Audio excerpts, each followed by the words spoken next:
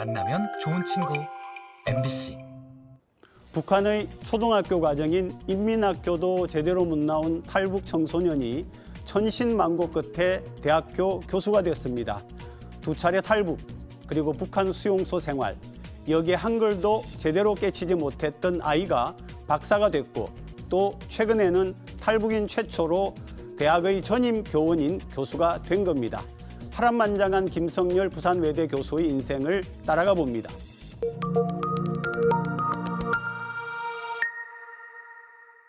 뉴스톡톡 오늘은 김성열 부산외대 교수 초대했습니다. 어서 오세요, 교수님. 네, 안녕하세요. 우리 김 교수님 이번 9월부터 정식 교수로 이렇게 강의를 시작하셨는데 소감 한마디 좀 해주시죠. 부산 외국어대학교라는 명문대에서 교수로 일할 수 있게 된 것에 대해서는 좀 저 개인적으로 또 축복이라고 생각하고요. 또 9월부터 학생들과 만나서 또 이 학문의 영역에서 또 서로 배워 나가는 그런 것에 정말 저는 행운이라고 생각하고 있습니다.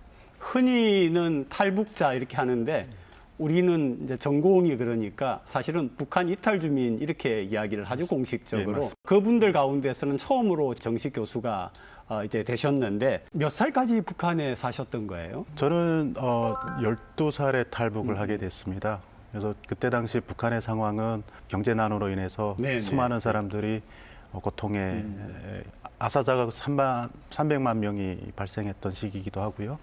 북한의 또 이 계획경제라고 하는 것이 배급체제라는 것이 붕괴되면서 많은 사람들이 고통 속에서 살았던 시기였습니다.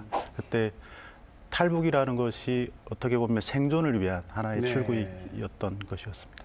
그런데 첫 번째 그 탈북 성공을 했는데 다시 붙잡혀 들어갔다는 얘기를 들었거든요.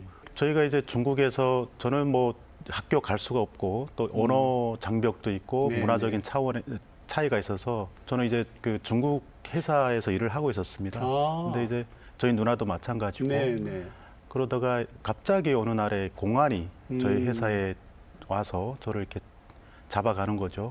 체포해서 가봤더니 이제 어머니하고 누나도 이미 다 잡혀 있었고, 그래서 그 왜 우리가 잡혀 있는지 물어봤더니 이제 중국인이 신고를 해서 탈북자라는 것을 신고를 해서 저희가 잡힌 거죠.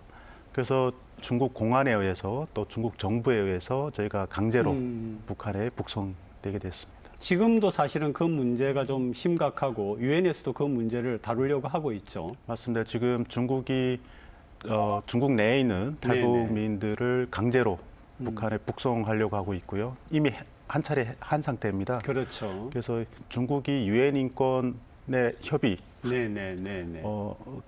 이 조인된 인권 유엔 인권을 좀 지켜야 되는 그런 상황이고요. 지금 뭐 심각합니다. 그래서 뭐 여러 곳에서 그 한국 이 인권 시민사회에서도 이 문제를 제기하고 있고, 우리 또 정부적 차원에서 중국의 강제 북송을 멈춰라라고 계속 얘기를 하고 있는 상황입니다. 그러면 북한으로 다시 잡혀간 이후에는 좀 고초를 겪지는 않았습니까? 일단은 강제 북송하게 되면 북한에서는 심각한 고문을 받게 되고요. 그리고 정치범 수용소나 또 노동단련대 이런 데 보내지게 됩니다. 그러면 거기서 정말 힘든 고통스러운 이 상황에 놓이게 되고요. 그러면서 사실 비인간적인 어떤 그런 삶을 그런 대우를 받게 됩니다. 북한 정부에 의해서 자행되는 그런 어떤 반인류적인 어떤 행태가 이루어지는 곳이기도 하죠. 김 교수는 그때 당시에 꽤 어린 나이임에도 불구하고 그런 고초를 겪는 거예요? 제가 당시 15살이었는데요. 저도 이제 그때 그 상황이 정말 지금도 기억이 많이 나고 또 때로는 충격적으로 다가오기도 합니다. 저 같은 경우는 이 노동 단련대에 있었는데요. 거기에 정말로 많은 사람들이 굶어서 죽는 것도 볼 수 있었고, 거기서 정말 환경이 열악합니다. 그러니까 일제 시기에 만들어진 그 수용소에 한 100명 넘게 되는 사람들을 넣어서 거기서 매일 노동만 시키는 그런 상황을 경험하게 됐죠. 근데 사실은 이제 탈북을 성공했다가 다시 이제 강제 북송이 되고 그다음에 고초를 겪으면은 또 탈북하겠다는 결심을 하기가 어려울 수 있는데 어떻게 그 재차 결심을 하셨어요? 저는 그 수용소에서 네. 사실 이 북한의 정권에 대해서 좀 생각을 했던 그런 시간이 있었습니다. 왜 국민들을 이렇게 고통스럽게 대우하는가? 네. 이 정권은 뭐 하고 있는가? 그러니까 경제난으로 인해서 탈북을 했는데 그것이 우리 잘못은 아니잖아요. 그렇죠. 그러니까 네, 정권의 잘못이 있는데 정권은 이 자국민을 이렇게 짐승처럼 대하고 있다라는 것 자체에 충격을 받고 사실 재탈북을 결심을 그 수용소 안에서 합니다. 네, 네, 네. 그래서 3개월 정도의 수용 생활을 하고 그리고 나서 수용소에서 만났던 아는 형님의 도움으로 이제 다시 네, 또 네. 2000년 8월에 탈북을 하게 되었습니다. 그 뭐 자세한 우리가 통계는 워낙 좀 폐쇄된 사회라서 알 수가 없지만은 수용되어 있는 그런 수가 꽤 되죠. 북한의 강제로. 예, 각 도마다 네.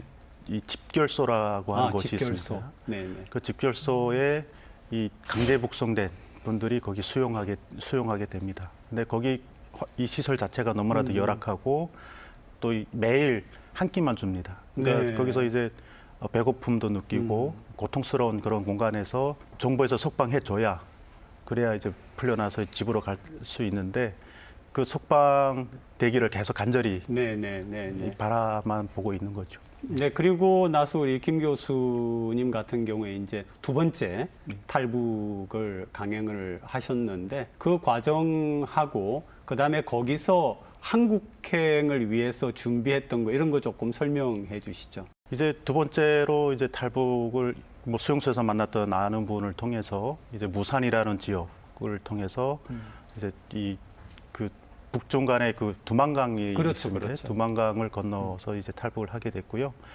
중국에서는 여전히 이 탈북자들에게는 어떻게 보면 불법 체류자이기도 하고 네, 중국에서는 네. 어떤 그 지위가 없기 때문에 건설 현장에서 일할 수밖에 네, 네, 없고요. 네. 그래서 노동 착취도 이루어지는 그런 곳에서 일을 하면서 사실 저 같은 경우는 이 10대 이 청소년기를 그렇게 탈북과 또 북송, 그다음에 또 재탈북, 그리고 노동 현장에서 일을 경험하다 보니까 제가 왜 이런 상황에 놓여 있는지에 대한 이해를 좀 하고 싶었던 그런 네, 시간들이 있었습니다. 그래서 그러면 이 상황을 이해하기 위해서는 난 무엇을 할 수 있을까라고 했을 때 그때부터 이제 공부하기 시작했습니다. 네, 책을 읽기 시작했고 네.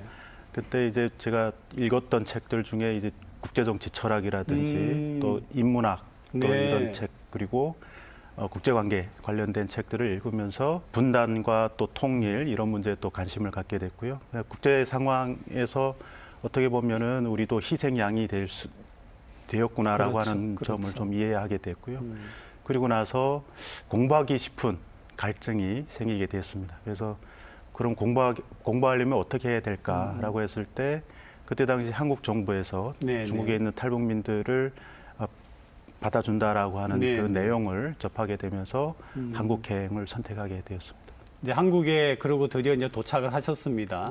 아마 하나원에 있게 되나요? 네, 맞습니다. 네, 그러고 나서 이제 한국을 보시게 됐는데 한국을 본 첫 소감이 굉장히 궁금합니다. 그냥 한마디로 천국 같은 그렇게, 느낌을 네. 받았습니다. 네, 인천공항에서 이제 국정원으로 가는 그 길, 네, 네. 저녁이었는데요. 너무 밝았고 사실 북한 같은 경우는 전기가 없잖아요. 네, 너무 네. 어두운 세상인데 이쪽 남쪽은 너무 밝은 세상이다라는 이 느낌을 많이 받았고요. 네, 네. 처음에 한국에 왔을 때 좀 막막했습니다. 이게 앞으로 어떻게 살아갈 것인가. 그래서 그 불확실성이라는 것을 그렇죠. 좀 많이 이 생각을 하게 됐고 그러면서 우선은 이 한국 사회를 이해를 해야 되겠다. 또 그 근현대의 한국 역사를 이해해야 되겠다. 그런 생각을 가지고 그러면 고등교육을 받아야만이 이런 것들을 이해할 수 있기 때문에 그래서 대학 진학을 결심하게 됐습니다. 아마 많은 탈북민들도 한국에 처음에 왔을 때 이런 불확실성에 대해서 고민을 많이 할 겁니다. 지금 그 방금 이제 한국을 보면서 책도 보시고 한국에 도착한 이후에 그런 생각을 했다고 하는데 그때 나이가 어떻게 되신 거예요? 그때 제 나이가 19살이었습니다. 오, 19살에 그런 생각을 하셨다라고 하는 거가 참 이렇게 특별하게 느껴지는 것 같은데 어떻게 그런 생각을 하시게 됐어요? 그러니까 이제 중국에서의 삶 그리고 네네. 탈북과 재탈북 또 강제북송 이런 과정을 거치면서 또 배움에 대한 갈증이 또 생기게 됐는데요. 근데 근본적으로는 이 교육의 빈곤 안에서도 교육의 격차가 굉장히 심한 나라입니다. 그렇죠. 그러니까 우리 같은 일반 주민들 같은 경우는 대학에 갈 수 있는 어떤 기회도 부족한, 기회가 없는 그런 네, 국가이기 네, 때문에요. 네. 그래서 한국에 와서 교육을 받아야 되겠다라고 했을 때 그것은 또 저에게 어떻게 보면 기회였다라고 판단을 했고요. 네, 네. 그러면서 이제 공부를 본격적으로 좀 해봐야 되겠다라고 이 생각을 하게 되었습니다. 네, 네. 뭐 저는 굉장히 오랫동안 대학에서 강의를 했지만 19살 나이에 그런 생각을 한다는 거는 참 대단하신 것 같다는 생각이 들고요. 그 유학을 하셨잖아요. 예, 맞습니다. 시라큐스 대학의 맥스웰 스쿨이라고 제가 들었습니다. 예. 혹시 그 학교 하면 전공은 다르겠지만 생각나는 인물이 있으세요? 뭐 많은 인재들이 네, 있습니다만 뭐 지금 요즘, 뭐 미국의 뭐 바이든 대통령이 그렇죠. 그 학교를 네, 네. 예, 네. 졸업했다고. 바이든 대통령은 뭐 그 전공은 아니라도 로스쿨을 했습니까? 예, 맞습니다. 그 학교를 이제 유학을 장학금을 받아서 가시게 되고 그다음에 가신 다음에 혹시 재정적인 어려움이나 문화적으로 좀 이렇게 뭐 좀 거리감을 느낀다든지 그런 부분은 없으셨는가 해서. 제가 대학교 가기로 결정을 하고 대학교로 갔습니다만 가장 어려웠던 점이 영어였습니다. 네. 그래서 영어를 국법해야만이 대학교를 졸업할 수 있었기 때문에요. 그래서 영어 공부를 부전공으로 이제 영문학을 전공을 했고요. 그러면서 이제 미국에 유학을 좀 이 꿈을 꾸고 계속 준비를 했었죠. 근데 준비하는 과정에 실패도 꽤 많았습니다. 그렇게 해서 이 맥스웰 스쿨에 가서 이제 네네. 박사학 공부를 하게 되는데요. 경제적인 문제나 또 문화적인 어려움 같은 경우는 크게 없었던 측면이 있습니다. 네. 제가 그 미국 국무부 장학금으로 그렇죠, 선발돼서 갔기 때문에 좀 어려움은 없었습니다만 공부하는데 굉장히 많은 어려움이 있습니다. 네, 그래서 네. 읽어야 되고요. 그렇죠. 그다음에 또 그 토론을 준비를 해야 됩니다. 맞습니다. 그리고 또 써야 되고요. 맞습니다. 그래서 이런 과정이 저한테는 미국에서 유학 생활을 한다라고 한다면 공부한 기억밖에 없어서 그래서 뭐 아침에 6시에 이 연구실에 가면 새벽 2시까지 공부를 해야만 했던 그런 시기였기 때문에 어떻게 보면 그게 가장 어려웠던 점이라고 말할 수 있을 것 같습니다. 무조건 도전을 하고 도전하는 과정에서 단기 계획과 장기 계획을 세워서 차근차근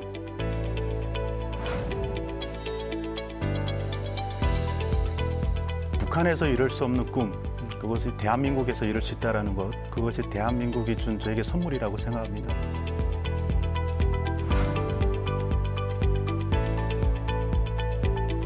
한미동맹을 강화시키고 확장 억제를 좀 확대하면서 또 한편으로는 또 대화의 유연성을 좀 마련하는 그런 어떤 이 접근이 필요하다고 생각합니다.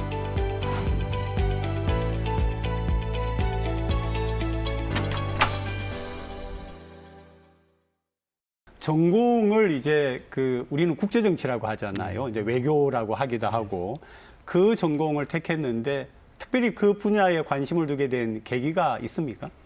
그 대학교 때 제가 국제 관계 이론을 들으면서 사실 외교 쪽으로 좀 관심을 갖게 되었습니다. 그때 제가 이 탈북 학생들의 동아리를 좀 운영했던 적이 있었는데 탈북민들을 보면서 분단의 아픔 그리고 그분들이 북한에 아직도 가족이 있기 때문에 가족에 대한 그리움 이런 것들을 보면서 분단의 원인을 좀 공부하고 동북아시아의 국제 관계도 또 보게 되고요.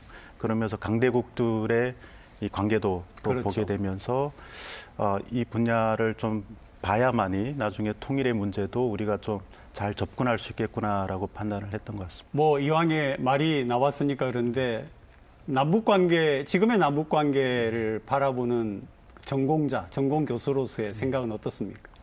지금은 북한이 너무나도 도발하고 지금 뭐 또 러시아의 무기를 팔고 있고 어떻게 보면은 로그 스테이트, 그러니까 깡패국으로 좀 더 심화되고 있는 상황인데요. 그럼에도 불구하고 남북 간의 교류 이것은 어떻게 보면 좀 적극적으로 추진해 나가야 될 필요가 있지 않을까라고 생각하고 있고요.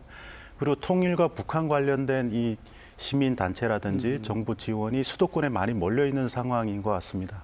그래서 사실 이 지방 우리 이 국민들도 사실 네네. 북한과 통일에 대한 객관적인 어떤 정보라든지 이런 것들을 좀 알 필요가 있는데 그래서 그런 측면에서 제가 부산 외국어대학교에서 네, 부산 좀 더 외대. 네. 좀 더 이렇게 그 관련돼서 활동을 하려고 지금 생각하고 있습니다. 대학에서뿐만 아니라 시민사회적으로도 좀 활동을 해주시면 좋은데 관련해서 마지막 그 분야에 대해서 한 가지만 더 하면 사실은 우리가 이제 같이 국제정치 외교를 공부한 사람들인데 강경일변도라고 하는 게 그렇게 외교적으로 그 효과적인 정책은 아니라고 우리가 알고 있거든요.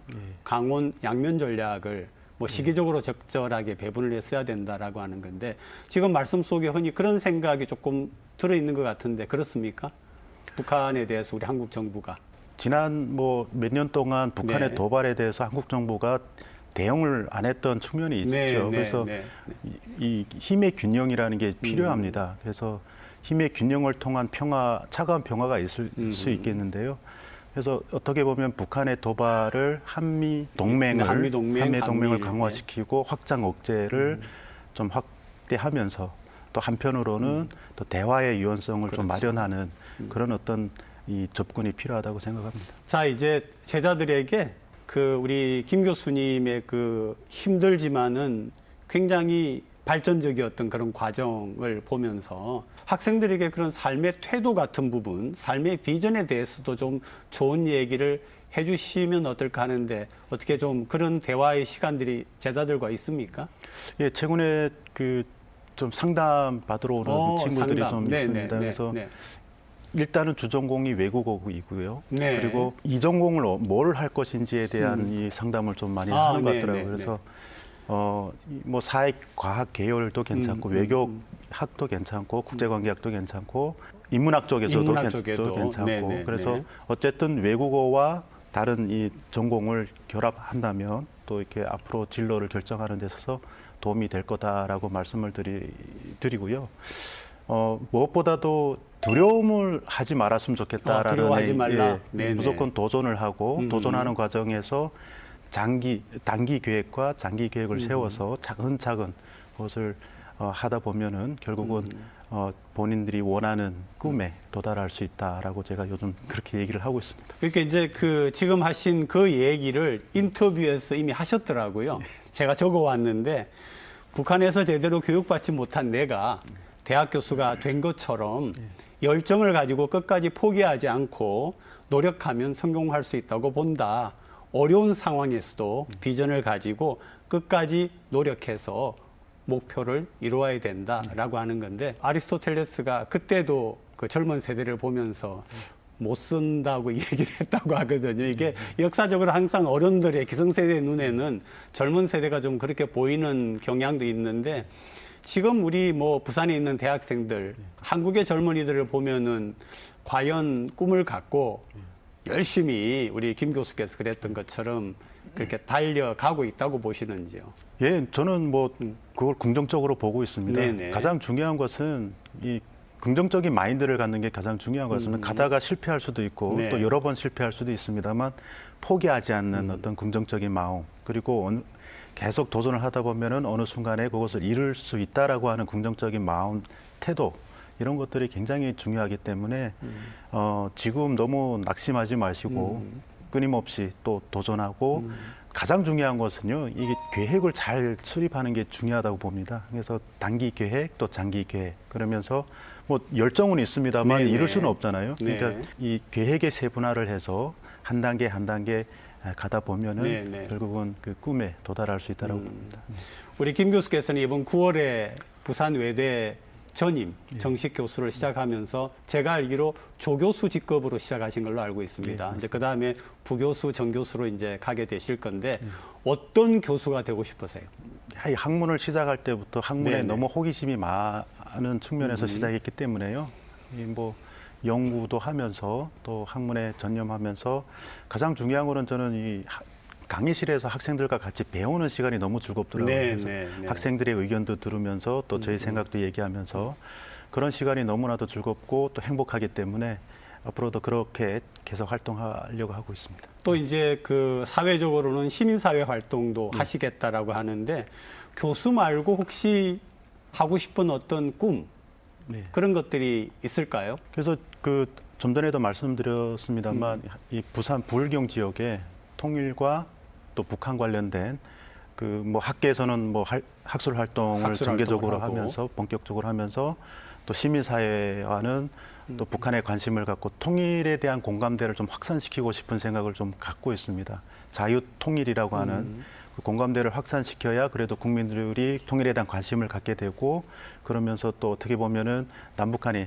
대화할 수 있는 어떤 그런 명분을 마련할 수 있기 때문에 그런 측면에서 좀 적극적으로 활동하려고 해서 뭐 오늘 귀한 시간 내주셨는데 혹시 뭐 마지막으로 우리 시청자분들에게 하시고 싶은 얘기 있으면 좀 해주시죠. 북한에서 이룰 수 없는 꿈, 그것이 대한민국에서 이룰 수 있다라는 것, 그것이 대한민국이 준 저에게 선물이라고 생각합니다. 그래서 계속 그 어려운 가운데 있는 친구들이 좀 힘을 내고 용기를 내고 도전했으면 좋겠다라는 말씀 드리고 싶습니다. 네, 우리 김 교수님 그 귀한 시간 내주시고 귀한 말씀 들려줘서 정말 고맙습니다. 예, 고맙습니다. 네.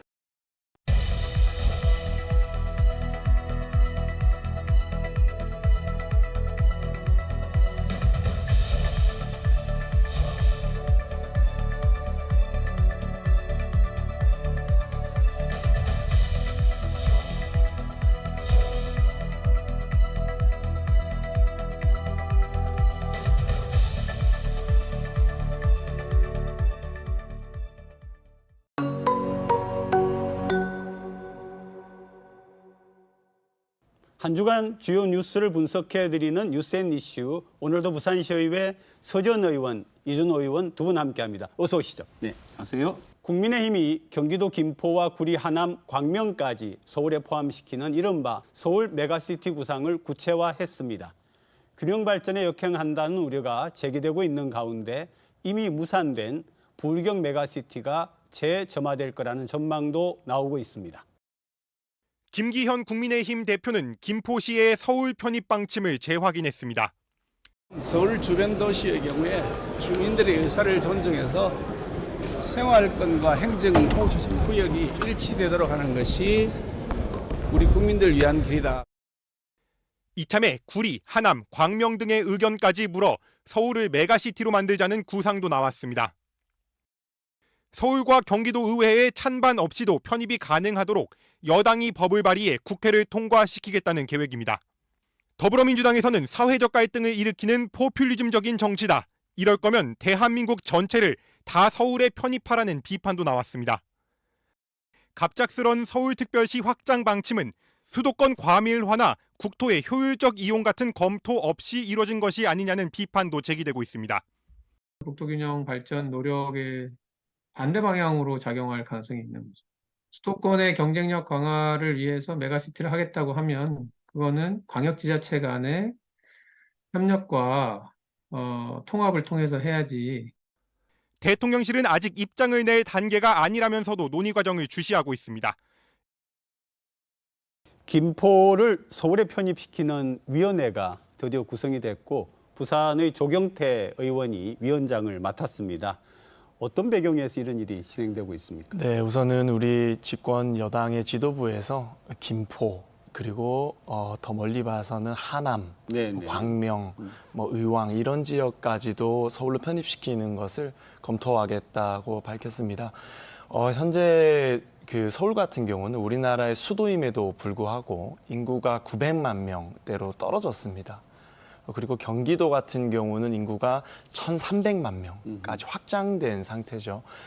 대한민국의 수도라는 도시는 아주 상징성이 있는 곳입니다. 가장 굳건해야 되는 곳입니다. 그렇기 때문에 지도부에서 서울의 이탈을 서울에서 경기도로 이탈하는 인구를 방어하고자 이런 카드를 꺼냈다라고 생각하고요. 하지만 조금 아쉬운 것은 저는 방향성에는 공감합니다. 하지만 시기적으로 너무 빨리 하는 것은 아닌지 분명히 도시가 도시 간에 이동을 할 경우에는 부작용도 초래하거든요. 그래서 저는 방향성은 공감하나 조금 시기적으로 조금 우리가 논의를 좀 거치면 좋겠다라는 저는 이제 생각입니다. 선거를 앞두고 오해를 받기 딱 좋은 것 같은데요. 어떻습니까? 부산 인구가 340만을 붕괴한 지 3년 1개월 만에 330만도 무너졌습니다. 이제 320만대로 이제 부산 인구가 집계가 되는데요. 우리나라 인구 절반인 50.6% 모두 수도권에 거주하고 있습니다. 서울로 그리고 수도권으로 이탈하는 인구 대다수는 청년층이라고 네. 최근 하는 보고서에서도 발표가 됐습니다. 수도권 비중은 OECD 기준 최대 규모입니다. 비수도권의 거점 도시의 산업과 인프라를 집중해야 한다라는 이 하는 보고서와 발표 그리고 지역 균형 발전으로 지금까지의 정부들이 이어왔던 이러한 행태를 왜 반대로 가시냐라고 묻지 않을 수가 없습니다. 이렇게 할 거라면 시민들의 여론과 행정적 검토, 입법, 예산까지 완성되었던 부울경 메가시티는 왜 해산한 것인지 3년 동안 이끌어왔고 입법까지 검토가 완료되어서 통과까지 되었던 이 메가시티를 단 3개월 만에 뒤집어버린 현 정부와 그리고 부울경 지자체 단체장들의 행보에 대해서 묻지 않을 수가 없습니다. 제가 서지원 의원님 말씀에 조금 반박을 네, 해드리고 네, 싶은 네. 지점이 있어요. 네. 서지원 의원님께서도 아까 많은 지표를 말씀해 주시면서 수도권이라는 말씀을 하셨거든요. 지금 우리가 수도권이라고 하면 경기, 서울, 인천이 수도권입니다. 맞습니다. 그런데 수도권 안에서 비대칭이 일어나고 있어요. 경기도는 불어나고 있고 우리나라의 수도인 서울은 줄어들고 있고 그래서 수도권 내에서 어떤 재조정을 하기 위한 단계인 것이지 이것을 지방과 결부지어서 해석하는 것은 저는 조금 비약이 있다라고 보고요. 지방시대가 선포됐습니다. 대통령께서도 선포하셨고 지방을 계속 활성화시켜야죠. 네. 하지만 여기서 전제가 있습니다. 지방을 활성화시키면서 서울이 쪼그라드는 서울이 네네. 작아져야지 지방이 크는 것은 아니거든요. 서울은 서울대로 잘 돼야 되는 것이고 또 부산은 부산대로 잘 돼야 되는 것이죠. 그런데 마치 이 두 도시를 경쟁 관계처럼 부산이 잘 되려면 서울은 뭐 비대지면 안 된다. 이런 논리로 접근하는 것은 너무 저는 좀 근시안적인 사고다라고 생각합니다. 서울 같은 경우에서 수도권이라고 저희가 부르는 이유는 너무나 명확합니다. 일자리나 거주에 대한 부분들이 지금 문화권이나 생활권이 어느 정도는 잠재적으로 다 통합이 되어 있다라고 보기 때문에 수도권이라고 저희가 이야기를 하는 것입니다. 지역 간의 인구 이동과 그다음에 지역 경제를 살펴보시면 그렇게 말씀을 하실 수가 없습니다. 지금 청년층의 수도권 이동이 지금처럼 유지가 된다라고 하면 한국 인구가 현재보다 703만 명 더 줄어듭니다. 수도권 쏠림 현상 그리고 서울에 집중이 되어 있는 이 인프라들을 분산시키자고 산업은행 이전도 이야기하고 있으신 거 아닙니까? 그러한 상황에서 서울을 지켜야 한다. 라는 말씀은 우리 부산에 거주하는 시민들에게 오히려 상대적 박탈감만 주시는 말씀입니다. 제가 발언을 정정해 드려야 되는데요. 서울을 네. 지키자는 이야기는 한 적도 없고 입에서 꺼낸 적도 없습니다. 서울의 이런 메가시티 방안이 참 의의가 있는 것이요. 이 특위위원장으로 부산에 오선 네. 국회의원이 임명이 되셨어요. 네. 그러면서 우리 여당 내에서도 부산, 울산, 경남이 다시 함께해야 된다라는 불씨가 다시 켜지고 있거든요. 그렇기 때문에 이 서울 메가시티 안이 부산에도 아주 좋은 긍정적인 시그널로 다가올 것이다라고 저는 전망합니다. 굳이 지금 정부가 추가적인 어떤 조치를 취해주지 않아도 수도권은 계속해서 팽창하고 있습니다. 동부가 허브가 되겠다라는 부산의 그 중심적인 부울경 메가시티는 그런 식으로 모두 훼손을 했으면서 메가서울이라고 얘기를 하는 부분은 지극히 총선을 앞두고 표심의 계산이 되어 있다라고밖에 볼 수가 없고요. 이러한 부분에서 교통망이 문제라면 교통에 집중을 하시면 됩니다. 이러한 그 연계나 연합에 대한 부분은 막아야 된다라는 것이 저의 개인적인 생각입니다. 중요한 거는 부산에 미칠 영향인 것 같습니다. 네, 그래서 부산을 중심으로 하는 그런 어떤 공동 협력체는 추진이 잘 될까요? 네, 지금 우리 여당 내부에서 이런 이야기가 나왔습니다.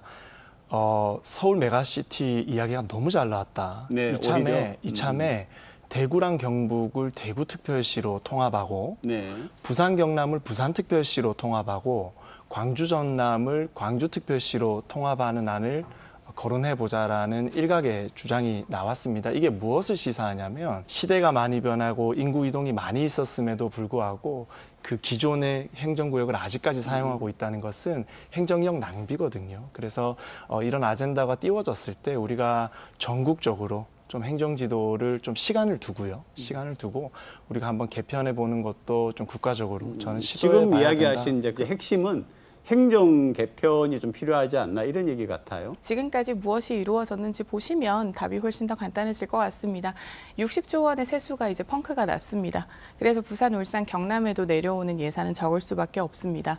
그런 상황이라 지금 부울경에서 뭔가 네. 지방시대로서 역할을 하는 것을 보자면 국회에 그냥 기조실장이 한 명이 가던 것이 부울경 3명이 가서 예산 달라라고 말씀을 하고 있는 상황밖에 없습니다. 이러한 상황에서 메가 서울이라니 당치도 않는 말씀이십니다. 네, 서지원 의원님께서 부울경 메가시티가 좌초되고 그리고 경제동맹 또한 원만히 이루어지지 않은 것에 대한 지적을 해주셨어요. 저는 이 건에 대해서는 여당도 책임은 있다고 생각합니다. 그리고 야당도 책임이 있습니다. 국회에서 대통령의 예산을 다 지금 커트하면서 거의 뭐 제왕적인 입법을 하고 있는 야당인데 책임에서 자유로울 수가 없어요. 저는 그래서 우리가 부울경 메가시티 좌초건은 우리 여든 야든 모두의 공동의 책임이다라는 의식을 가지고 있고요.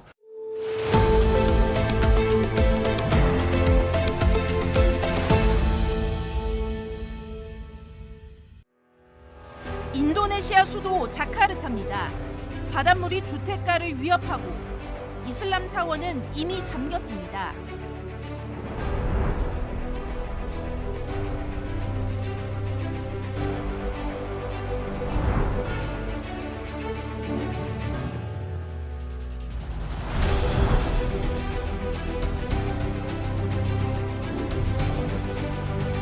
This meaningful gathering where we will suggest ways to respond to the climate change and protect local communities that are prone to climate-related risks.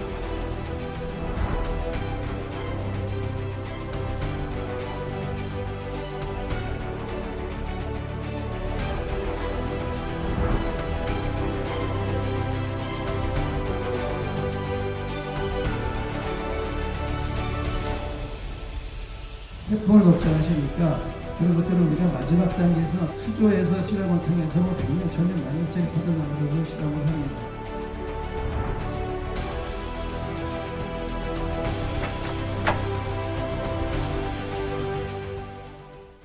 해상도시 계획을 보면 이게 실제 실현 가능한 것인가가 가장 궁금합니다. 또 에드벌룬만 띄워놓고 흐지부지 되는 거 아니냐는 시선도 있습니다. 자, 먼저 간단히 배경부터 짚어보겠습니다. 세 의원님. 네, 우선은 UN 해비타트에서는 매년 라운드 테이블을 개최하면서 앞으로의 정주 환경을 어떻게 개선할 것인가에 대한 주제를 논의를 하게 됩니다.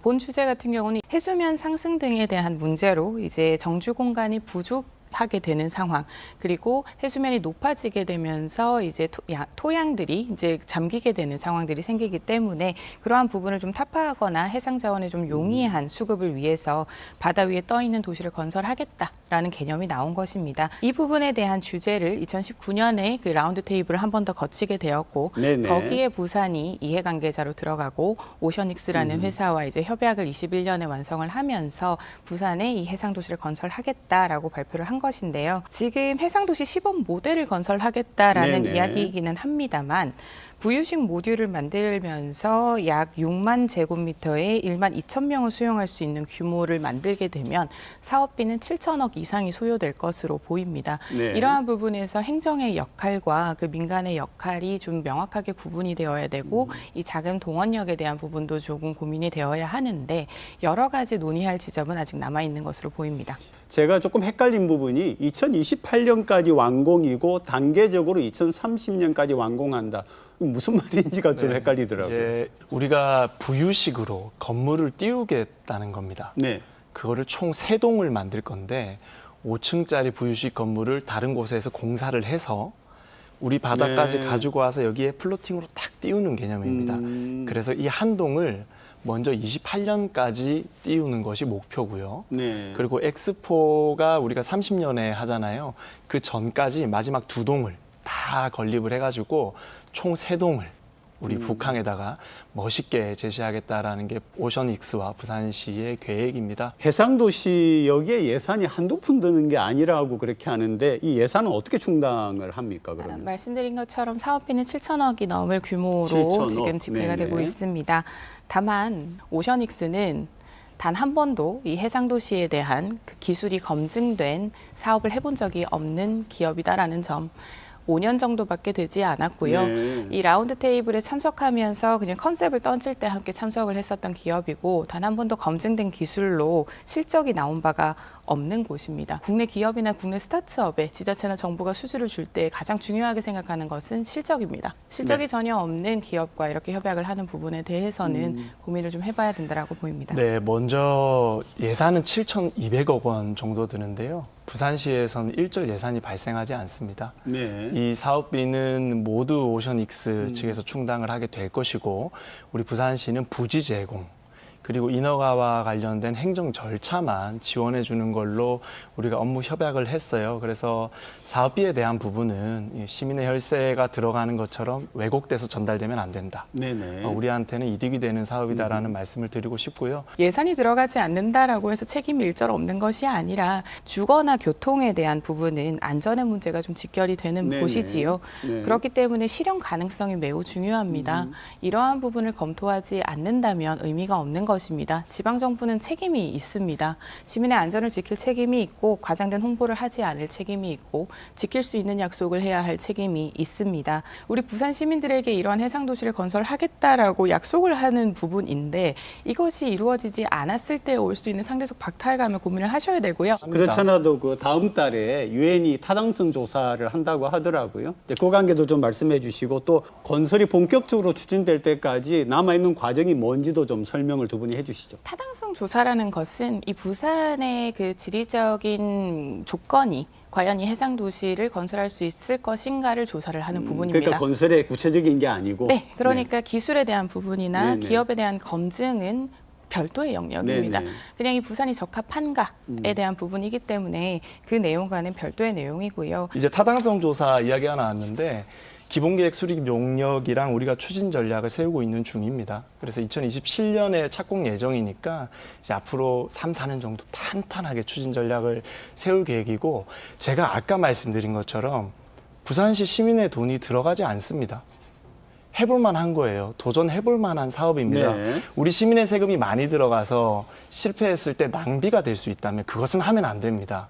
하지만 이 사업은 우리 돈이 들어가지 않고 혜택은 우리 부산이 받을 수 있는 사업이기 때문에 우리가 도전해보자.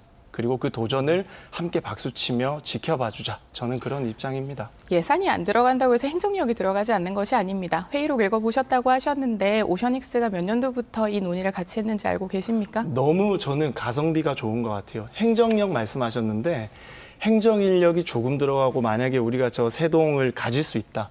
정말 세계 최초의 해상도시를 가질 수 있다라고 하면은 지금 몰디브가 이 수중도시, 수상도시죠. 네. 수상도시 2만 동을 건설해서 엄청난 관광 수익을 거두고 있거든요.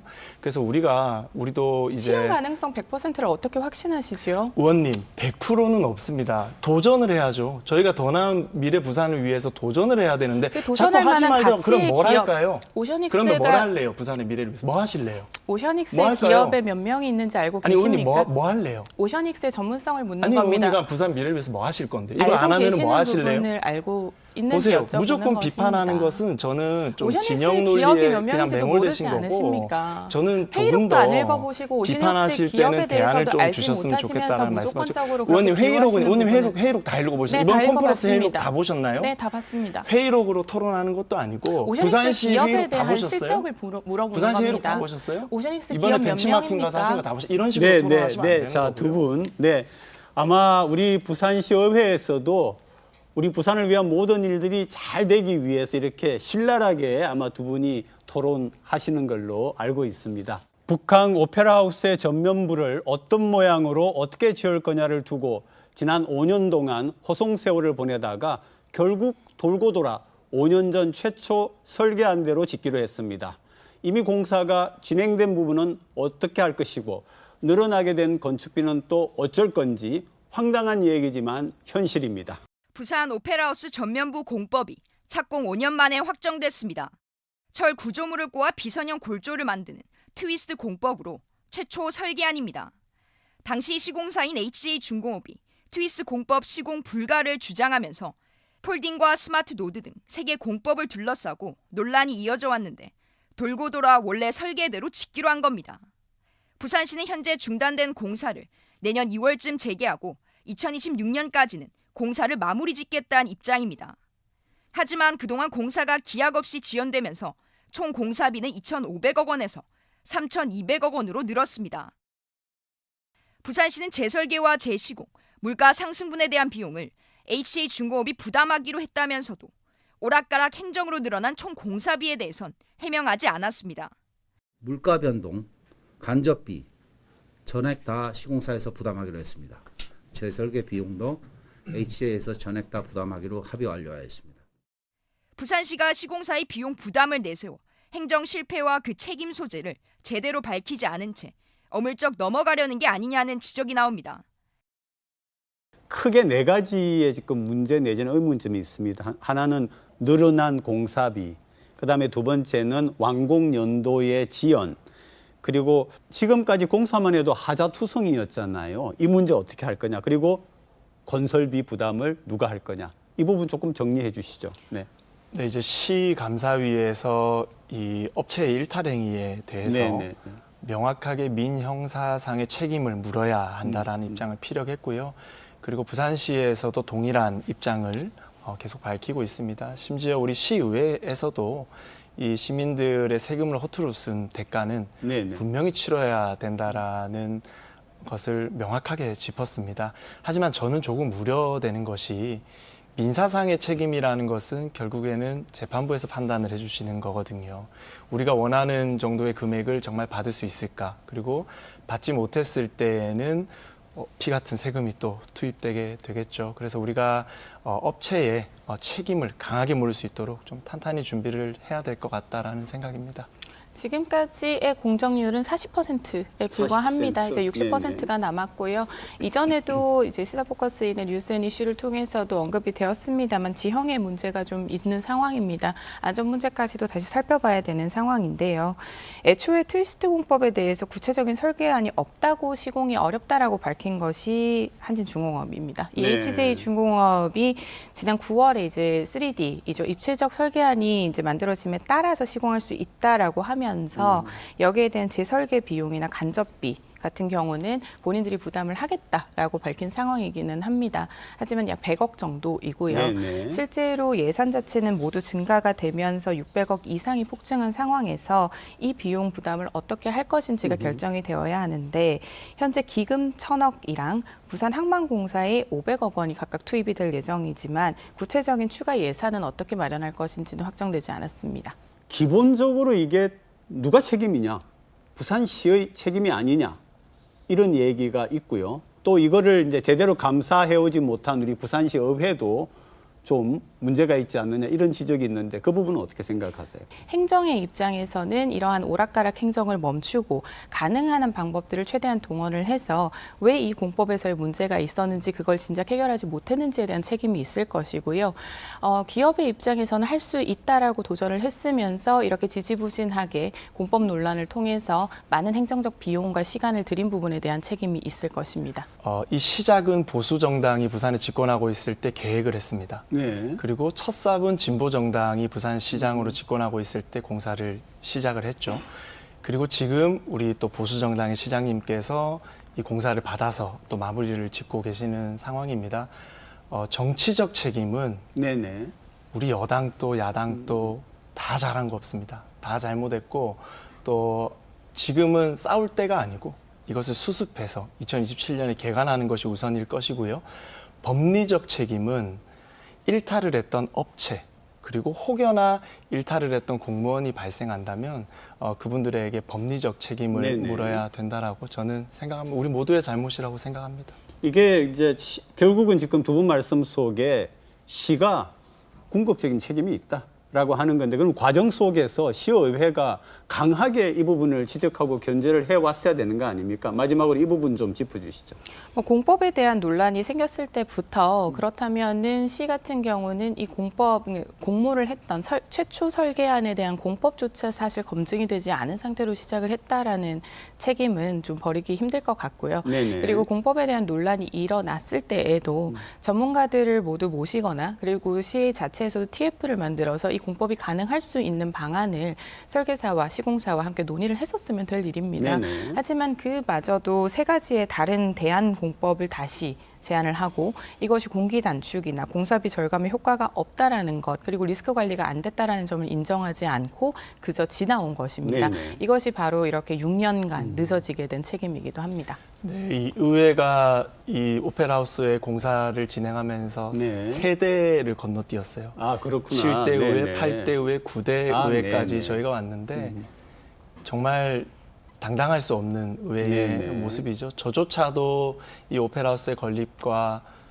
책임이 있는 사람이라고 저는 개인적으로 생각합니다. 지금이라도 물론 우리 의회 의원님도 최선을 다하고 계시지만 지금이라도 더 분발해가지고 저런 행동이 또 일탄 행동이 일어나지 않고 공사가 잘 마무리되도록 우리가 최선을 다해야겠다는 생각입니다. 네네.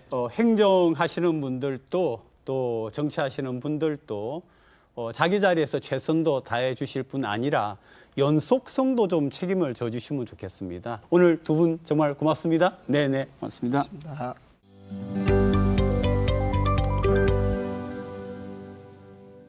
동남지방통계청에 따르면 지난달 부산의 소비자 물가 상승률이 지난해 같은 기간 대비 4.1% 상승했습니다.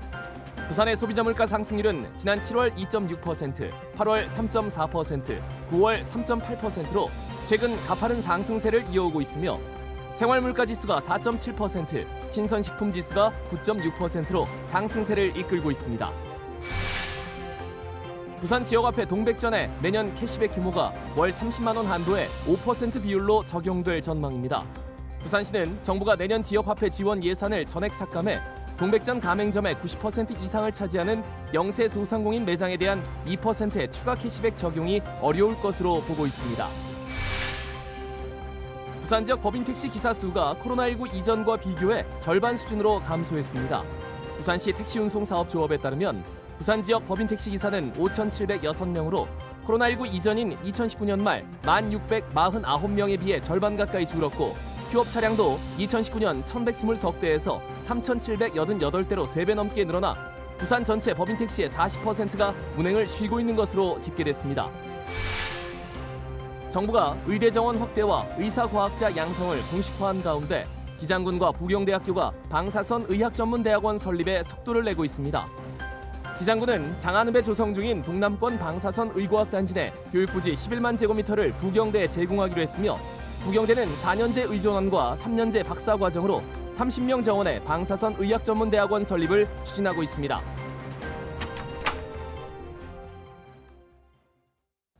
부산 촌동네 비하 발언으로 물의를 빚은 이재환 한국관광공사 부사장이 결국 사임했습니다. 부산 촌동네에서 무슨 행사를 하냐, 또 스스로가 낙하산임을 호언장담하고 윤 대통령을 만든 사람이 자기라며 공공연히 자랑했답니다. 이번 일을 보면서 정말 사람 잘 써야겠구나 이런 생각이 강하게 듭니다. 다음 주 일요일엔 특집 방송 관계로 한 주 쉬고 19일 일요일 아침에 다시 뵙겠습니다. 시청해 주신 여러분 고맙습니다. No, I'm not colorblind. I know the world is black and white.